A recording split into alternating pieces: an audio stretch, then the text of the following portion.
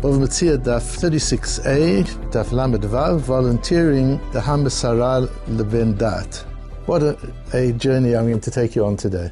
It's not complicated, it's easy, but it's something that every parent, grandparent, and educator needs to know. And it's one of those shiurim that it happens often, but it happens today I feel it even more. Just this feeling of sadness of the people who don't know this, who haven't learned this. And it links to something that we learned in the Medrash Shir on Shabbos, once again linking to that canvas that we build in the shiurim, where I talked to you about the most foundational human capacity to respond to a call for help. That it very seldom happens that you'll say to somebody, "Can I help you?" and they'll say no. People like to help. They don't always know what to do. They don't always notice that there's a need for help. Sometimes they don't have the resources or the capacity to help, but people like to help if they can. And that's a very, very important thing to know. And we talked about it in the Medrash on Shabbos. And what's important also is to understand that there are makoros for this in halacha, in Gemara itself. Rabbi Danny Ginsberg, who's a very avid follower of honored to have him as an honored follower of the Matmonim, said to me that he once said a chiddush to the B'yana Rebbe, and the B'yana Rebbe said to him, "That's a nice chiddush, but where's a source for it in Chazal or in the Mefarshim?" Because with us, a chiddush has to come from somewhere. It can't just be your own chiddush. It's got to be an angle. And then when I asked Rav Ginsberg how he felt when the Rebbe said that to him, he just had an amazing sense of opportunity, of being taught and guided by somebody like that. And he realized then that Gal einai ve'abita b'niflaot mitoratecha, that the chidushim that I discover always has to be in your Torah, not my Torah. It can be my chidush, but it's got to be your Torah. And Rabbi Daniel said to me, if my chidush is a chidush even to Hashem, there's a problem. If Hashem says, "Whoa, that's a good chiddush, never thought of it," that's a problem. It's got to be a chiddush in your Torah. And the way we know that it's a chiddush in your Torah is to be able to track it to a source. And the exciting thing about today's learning is to track this idea to the source, that the desire to help is a fundamental human capacity that we should use in the way we raise children, develop our own characters, and manage the people that work for us. This is something, as I mentioned on Shabbos, that I've certainly used in large corporations, new corporations, to radically change levels of productivity. Start with our Gemara, and then I'm going to show you a Shita Mukubetzes that is almost like a Tosfos, but different from a Tosfos. And by understanding the difference, especially through the lens of a Rambam in Mishnayos on Masechta Truma, we'll see where this whole thing comes from. Our Gemara says, we've been touching on this already for some time, Shomer shemasar l'shomer. What happens if I give something to you to take care of? I ask you to garage my car while I'm overseas, and you decide to go away, so you ask somebody else to take care of it, keep an eye on so-and-so's car because I'm going away. Rav amar patur, Rabbi Yochanan amar chayev. Machlokes Rav and Rabbi Yochanan, does that make you chayev? Does that mean now you are responsible for whatever results in that? Because that wasn't the deal. I asked you to take care of it. If you've given it to somebody else, that's your problem and you're now fully responsible. According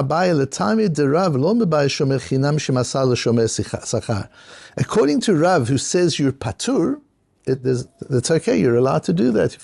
Certainly if you did it, whether you're allowed to do it or not is a different issue, but certainly if you did it, it's not going to increase your liability. You handed it over to somebody else. Says Abaya, that's even if you handed it to somebody of lesser responsibility than the responsibility you had. Not only if you're a shomer chinam, you're just doing the person a favor. And you now hand it over to a professional garage owner who gets paid to look after the car. So you're raising the level of care. That's certainly your patur. You've done your duty. You're handing it over to somebody who's going to take care of it even more than you would have. So you've elevated the level of shmirah. What about the other way around? If the garage owner, I pay the garage owner to take care of my car, pay him $200 to take care of my car while I'm away. He decides he's full, he's got other things he wants to do. So he says to his neighbor, if you've got space, do me a favor, just take care of this car. So it is a shomer chinam. What's the difference between a shomer sachar and a shomer chinam? As we learned, a shomer sachar, somebody who's paid to look after an item, is responsible if the item is stolen or if it just got lost. Whereas a shomer chinam is not. A shomer chinam, somebody who's just doing a favor, is responsible if the item was lost through carelessness, but if it wasn't through carelessness, he's not responsible. But so even if the professional shomer hands it over to an amateur shomer, the geruya gara l'shmirata, you've now reduced the level of shmirah, still patur. Says Abaye, even then Rav would say patur. My timer, why? Deho mesara leben dat. Because he gave it over to an intelligent person, to a ben das. The Gemara goes on, this whole daf is beautiful, but we only have time to focus on this amazing comment of Abaye. So as a shomer sachar, I come to you and I say, I'm going to pay you to look after my car. Because I want you to be responsible not only if the car is damaged through carelessness, I want you to be responsible even if it's stolen. You are, they say when you go into these garages, there'll be the sign, not responsible for any loss caused by theft, damage, etc., etc. That's not al pitera. I mean, you can make such an agreement if you drive in, but if there wouldn't be such a sign there, and you're paying for the parking, then the owner of the parking lot is responsible even if the car is stolen. But if that person then gives it over just to somebody who says, do me a favor, take care of this, which is a much lower level of shmirah, of caring, you're still patur. You wouldn't be chayav for that. Why? Because you handed it over to somebody intelligent. What does that mean? The shita mukubetzet brings a lashon shita. Why? Because shekol adam shomer yoter mipachad shelo yavo lidei tashlumin. Everybody takes care of the item a little bit more than they have to. They go a little bit beyond the minimum requirements because they're afraid. If it's on the borderline, I might end up having to pay for the car. He's going to say I was careless. He was going to say it was my responsibility. Let me take some extra care so that I don't come to have to pay for it.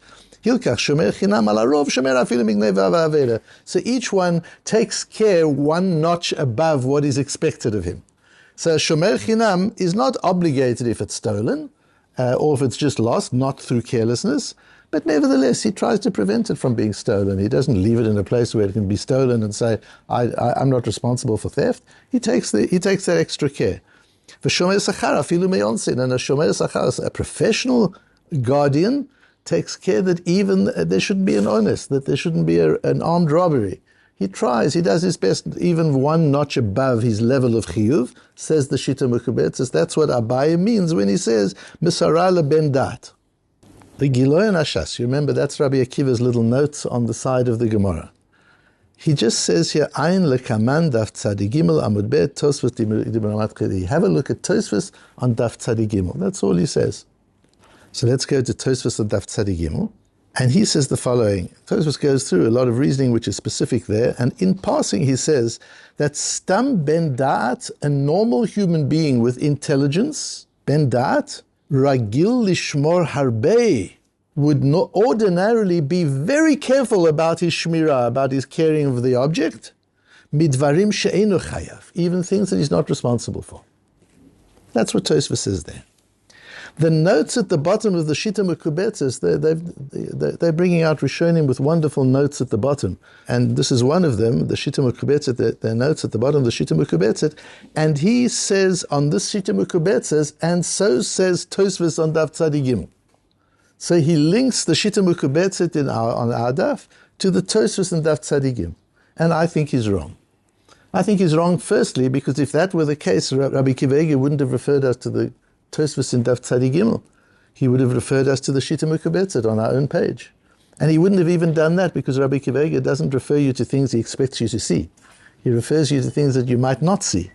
So if it's a Shita Mekubetzet on our page, he expects you've seen that. You've had a bit of difficulty understanding Abaye. What does he mean by a ben da'at? So you've looked around, you've looked at the Shita Mekubetzet, you've found the Shita. Why does Rabbi Akiva Eiger say, hey, go and look at the Tosfos in Daf Tzadi Gimel? Because Rabbi Kivega holds that the Tosfos and Daf Tzadi Gimel is giving us a chidush that even the Shita Mekubetzet is not giving us. And it seems to be so, because the Shita Mekubetzet says each shomer will go a little bit above his level. Shekol ha'am shomer yoter, and it's mipachad shelo yavad yedei tishlum, and therefore a shomer chinam watches for one level more. A shomer socher watches for one level more. That's not what Tosfos is saying. Tosfos is saying a person generally will watch afilu midvarim she'eino chayav. Even 2 levels more, 3 levels more.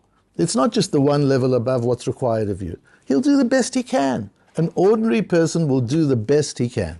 That's what Tosfos says over there, and that's not what the Shita says. The Shita says because he's driven by the fear of liability. The Tosfos there doesn't mention that. This is not about fear of liability. So what could it be? Why would a stam shomer, an ordinary trustee, take care way and beyond his level of liability? What's that about? And why is Rabbi Akiva Eiger referring us to that? So have a look at this. The Machatzis HaShekel is an 18th century parish on the Mogen Avrom. Mogen Avrom is a very important parish on Shulchan Aruch Orach Chaim. Most of the Mishnah Berurah is based on the Mogen Avrom. That's our starting point in halacha on the Shulchan Aruch. So with the Shulchan Aruch, you've got the Mogen Avrom. The Machatzis HaShekel is a parish on the Mogen Avrom. And he says there, it's about the din of washing your hands over grass. And if you're in somebody's garden, is it a psikresha? You're causing the grass to grow. You're having a picnic and you want to wash your hands.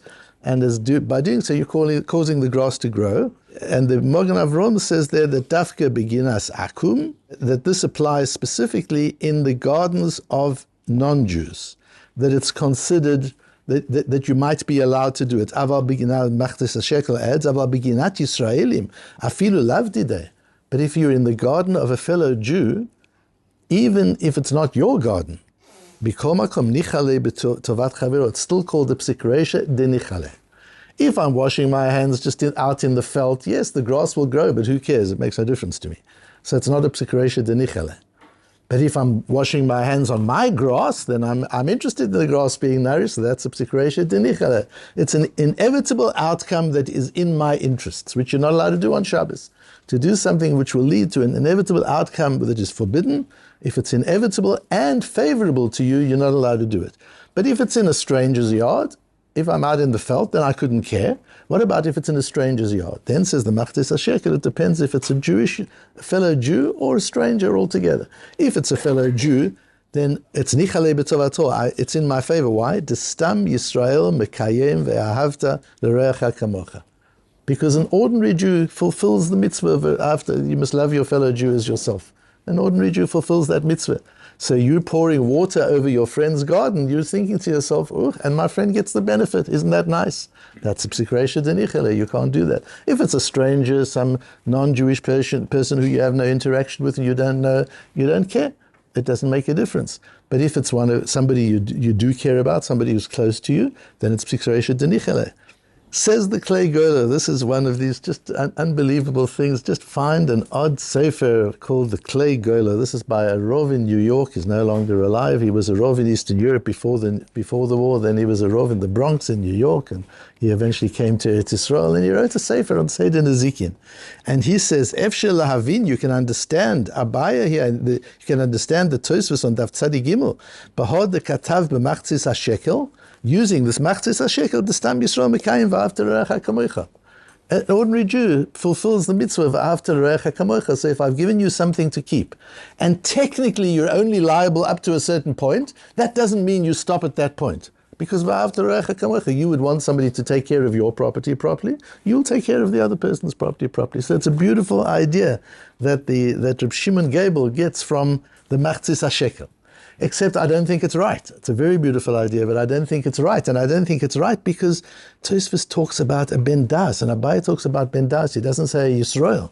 This is not about a Jewishness. This is not about a Jewish value of Ahavta Re'acha Kamocha. This is a ben das. A ben das is a human thing. Any human being can be a ben das. And Tosfos is saying because a ben das, it's a human quality, that a ben das, anybody who has intelligence will keep the item at a higher level of liability and responsibility than is technically required of him. This is not according to Reb Shimon Gabel and the Machatzis HaShekel. This is a din in a Jew. That's how a Jew operates with property that belongs to a fellow Jew to whom he's close. But that's not what Tosfos says. Tosfos says it's a ben das. The kol ben das, says Tosfos. El stam ben dat ragil lishmor harbe afilu midvarim. Stam ben dat, an ordinary ben dat. What's an ordinary ben dat? You can't say that Bill Gates is not a ben das. You can't say that whoever some brilliant non-Jewish discoverer, artist, is not a Ben Das? What is a Ben Das? We'll discover in the Rambam what a Ben Das is. In Parshas Truma we have Daber b'nei Yisrael v'chuli truma. Take a donation for me from the Bnei Yisrael. Me'et kol ish asher yidvenu libo, from every man who wants to give voluntarily to give. Tikhu et trumati, accept my truma. Says the Mishnah at the beginning of Masechta Trumas, Chamisha lo yitromu v'im tamu en trumim. En truma tam truma. There are 5 people who don't give truma, and if they do, the truma isn't valid. This donation isn't valid. Hacheresh v'ashoteh v'akatan, a deaf person, a person who's not sane, who's not of sound mind, a cotton, a child, v'atorem et she'eno shelo, and a person who donates something that doesn't belong to him, and an oved kochav mishatorim shel Yisrael, or a non-Jew who gives money that belongs to the Jewish people, even with permission. Those are not truma. Says the Rambam, these all come from the posuk of Daber b'nei Yisrael, prat legoy. It says b'nei Yisrael, so it must be a Jewish person. Me'ed kol ish prat lekoton. It has to be an ish, meaning an adult, not a child. Asher yidvenu libo prat lecheresh u'l'shoteh. Asher yidvenu libo excludes a deaf person and a shoteh, somebody of not sound mind, is excluded. So it's not because they don't have the capacity, because then you wouldn't need a separate posuk for katan. If it was just about these people don't have a capacity to contract, then you wouldn't need a special posuk for katan, me'it kolish. That means if it didn't say me'it kolish, you would allow a child, a 5-year-old could do it. So it's not about capacity. It's a special gzeras hakosov. A child under 13 can't do truma. And what about a cheresh v'shoteh? Why? Lefi she'en bo da'at lihitnadev b'shum davar. Because a cheresh and a shoteh doesn't have the world views, the thoughtfulness of volunteering for anything. That drive to volunteer, to respond to a call, to give of yourself, to give of what is yours, that you need das for that. And a normal stam ben das does that. So this idea that although I'm only liable up to a certain point, I volunteer a greater level of care, that's something a person who has this basic human instinct of volunteering, of responding to help. But somebody who's not a ben das doesn't have that. That's what Tosfos means. If stam ben das, a normal person wants to respond to a call for help. If I've asked you to look after this, you don't want to disappoint me. People are wired not to disappoint those who've put their trust in them. If you put your trust in a person, the stam person, a person who's a ben das, who hasn't been messed up by education or bad parenting, such a person will want not to disappoint you. And it is so. If you ask a little child, what do you want to be when you're big? What does the little child answer? I want to be a teacher, I want to be a bus driver, I want to be a doctor. He doesn't say I want to be a venture capitalist. He doesn't say I want to be a hedge fund manager.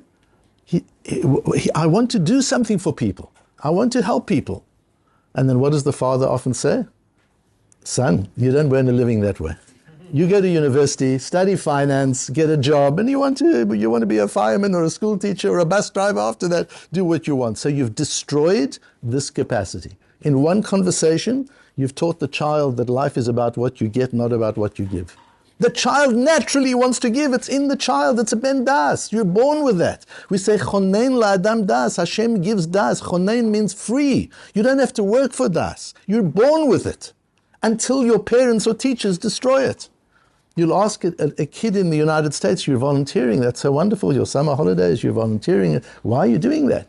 So that my CV, my bio should be good so that I can get into a good university. They've destroyed it. You'll ask an Israeli kid often, as I've done often, why are you volunteering? What do you mean, why are you volunteering? They look at you as if you're out of your mind. That's what we do. And I'm not even talking now during a time of war, just generally. That's what we do. That's what Jewish people do. That's what everybody does, unless it's destroyed by the educational system. And in the West, we've destroyed that because we've taught children from a little age. It's about what you get, not what you give. Says Tosfos, there's a natural tendency in a person, in a ben das, to do much more than is expected of them, to make a difference, not to disappoint the other person. We need to know that we've got that capacity. Each one of us has that capacity. Don't extinguish that spark. Don't extinguish the spark of volunteerism in yourself. Don't extinguish it in your children and in others. And it's wonderful at this time to see the levels of volunteerism in this country, in Israel, during this time of war. And it's not volunteerism of pensioners who've got nothing to do and they're looking for something to take up their time. It's busy people are volunteering, people whose lives are full to capacity are volunteering, giving of their time and of their resources, because that's what people do. This is something that we respond to people in need. We respond to a call for help. That's something that any Ben Das does. That's a capacity that Hashem has given to us from early birth.